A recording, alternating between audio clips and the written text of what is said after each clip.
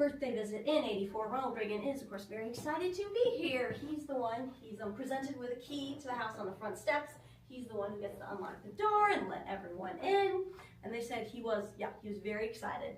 That he kind of rushed in and he threw off his hat and coat. And we joked that this is kind of when his mother's etiquette lessons failed him, because he was usually always such a gentleman with Nancy. He always helped her with her hat and coat.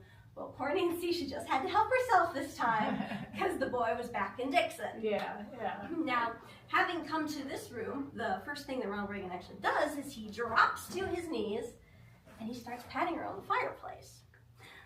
Now, in this moment, most of the people present are very confused and concerned as well because they have no idea what he's doing. But he's actually just playing with them because what Ronald Reagan's doing is he's looking for his loose tile. Now, as a boy, Ronald Reagan was pretty sure his older brother was stealing from him. So he devised a little spot where he could hide his pennies, especially since if he could get about 10 of them, he could buy himself a double feature at the movies. So in '84, when he pulls up the tile, of course, that spot's empty. So Ronald Reagan starts patting his pockets for change.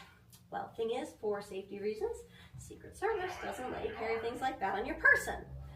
But much to Ronald Reagan's utter delight, I'm sure, his older brother is coming through the front door. And in that moment, he turns, he says, "Hey, Neil!" And Neil says, "Yeah?"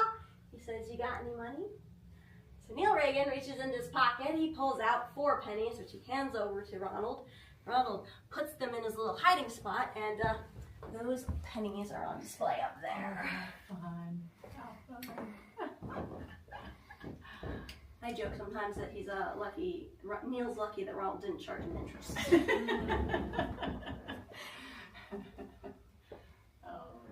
Well, and then he kind of stops and he looks it over, and Ronald Reagan actually turns to the curator and he says, "Hey," he says, "can I take this with me?" He says, "It's kind of a cool memory from my childhood." In response to that, the curator says, "Mr. President, we just gave you the keys to the house on the front porch. I'm pretty sure you can do whatever you want."